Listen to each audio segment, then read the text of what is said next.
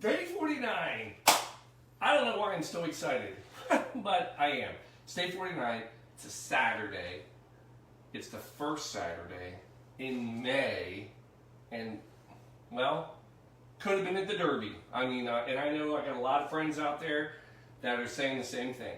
And there's a lot of you saying, for God's sakes, the first time you could have worn a Kentucky shirt and worn Kentucky blue and you still didn't do it. I sure didn't. Gotcha. But somebody, Colleen, love you, babe. Got this great beaut. I had to wear it right away. So, Blue Monkey Quarantina, here we come.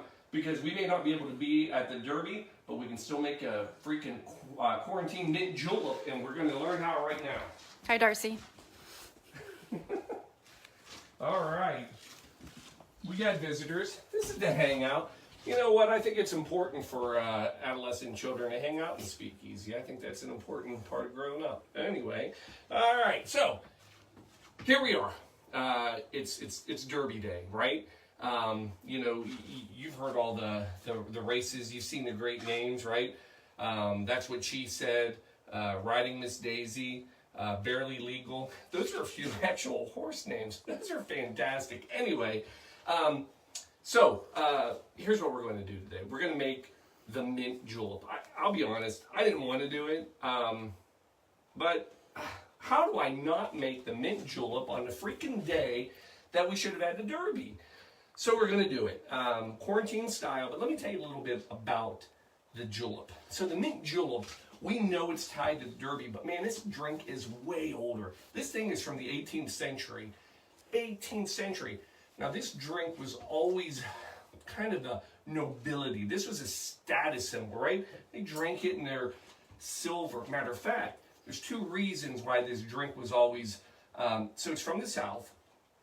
And it was always tied to the Ritz, right? It's, the rich and famous drink of the 18th century.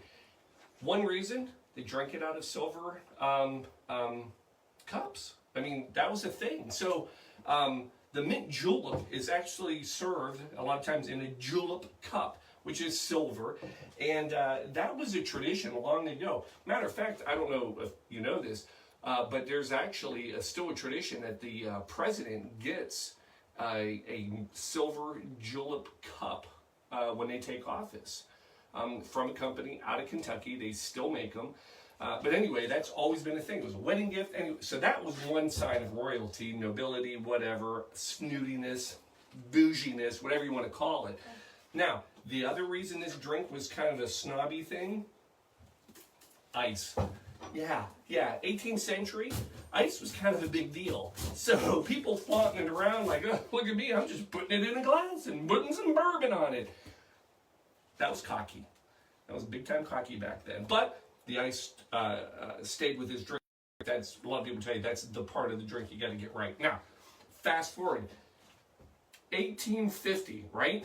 Senator Henry Clay. Henry Clay, the great compromiser, right?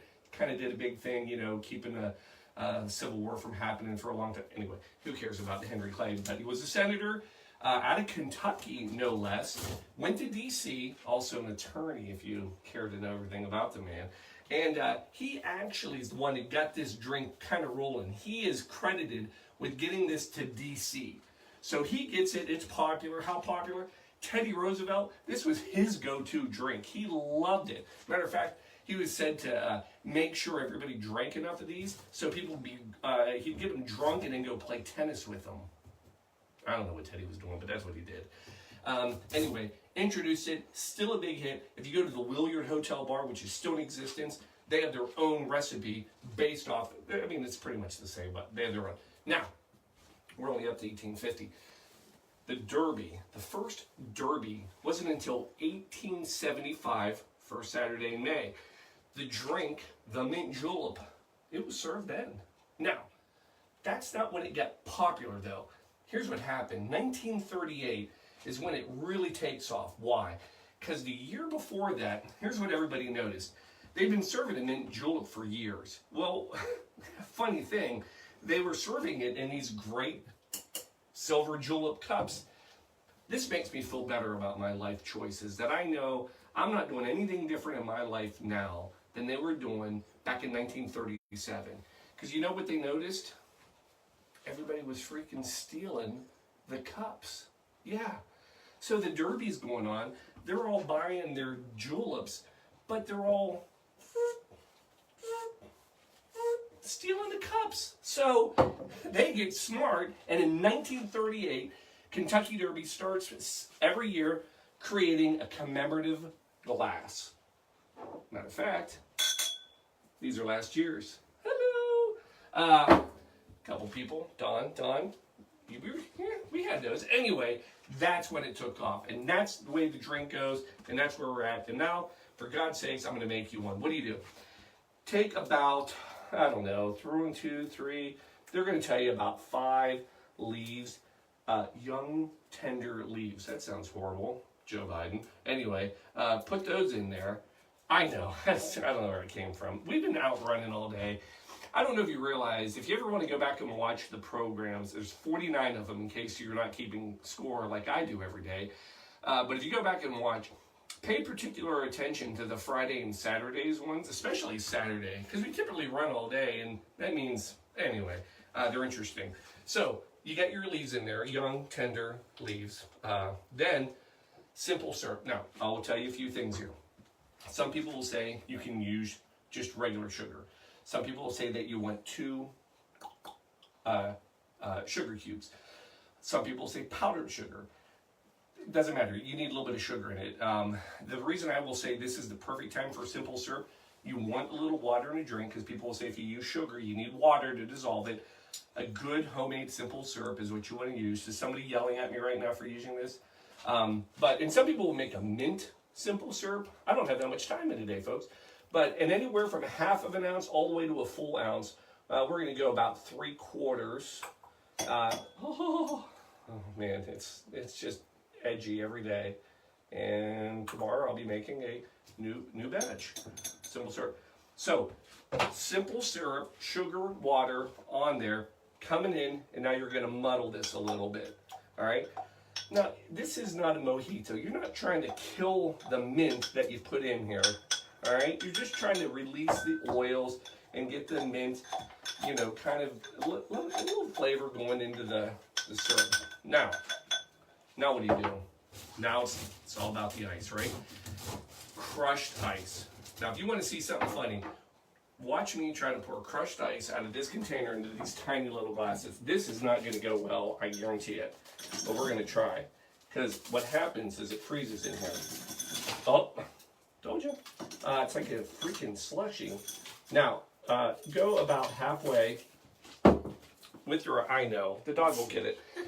Next thing, come back. The only thing I'm going to tell you have to do with this drink, because people will tell you, you can make this with literally anything. Whiskey, rye, rum, scotch, Tennessee. I mean, again, pocket guides available.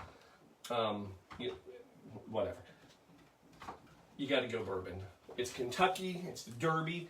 You got to go with a Kentucky bourbon. Now, this is a fast horse right here, so I thought would be appropriate. It's a big-ass bourbon for the Kentucky Derby. So, anyway, you're going to come back on top of this. You don't have to measure, but I'm going to just go with a couple of ounces on each one of these.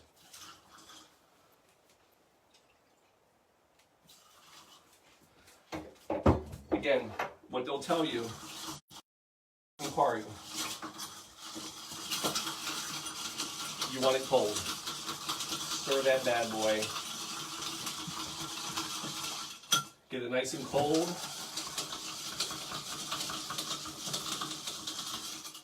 Then come back on top. Get ready to laugh if Paul tries to put more ice in the glass. And if you go over the top, which is the ultimate goal, uh-oh.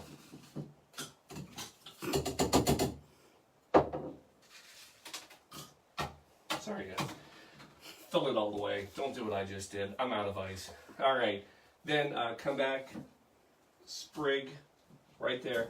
Now, last thing, you're going to see it normally served with a straw. Typically, you're not going to use a Dunkin' Donuts straw cut in half. Chloe's loving this one. But that's what we're going with tonight. That's all we have. Why would he have a straw? Well, because you put the sprig of mint in here, you want to be able to get in there to drink it, and you want it to hold in the ice. And actually, people will say that the straw was actually an invention to help make the mint julep. Boom. Last thing we're going to do, emergency, because it works in everything. Emergency. Welcome to the Derby. Good racehorse. Keeping us running strong for 49 episodes. Emergency, not a sponsor. Okay. Now, there's your whole drink. It's done. Let's see how it turned out. I'll get more ice on that one. I was going to say, man, give me the short one. Here, we'll fix it. You want it, and when you do the straw, by the way, you do want it short because you want to have to get in there to drink it. You don't want to. You want that smell, that mint. It's perfect. Easy sipper, great little drink. Derby time. Last thing I'll leave you with tonight as I wipe my sticky hands. We all know about the Derby. What some people don't know is that on Friday, there is the Kentucky Oaks, which is another big race at Churchill. Now, the Kentucky Oaks, again, that's the Friday race. They actually have their own little thing. Here's what happens at the Oaks. The winner of the Oaks is draped with stargazer lilies. Well, in 2006, they decided to create their own drink for the Oaks race. It's called the Oaks Lily, made purely to look pink to match the color of the lilies that are draped around the winning horse. Basically, it's vodka, cranberry juice, triple sec, and I think some lemon. Some people use a sour mix, use lemon and sugar, but whatever. And but that was created in 2006. So there is a new drink out there, and I learned this from one of my friends. Thank you. So if you're not a bourbon person and you still want to partake in the Derby, that is served not only at the Oaks on Friday, but it's becoming a popular drink. So whatever you want to do on race day, which will happen apparently now in September, get ready. Start tonight. Get yourself a nice little cup.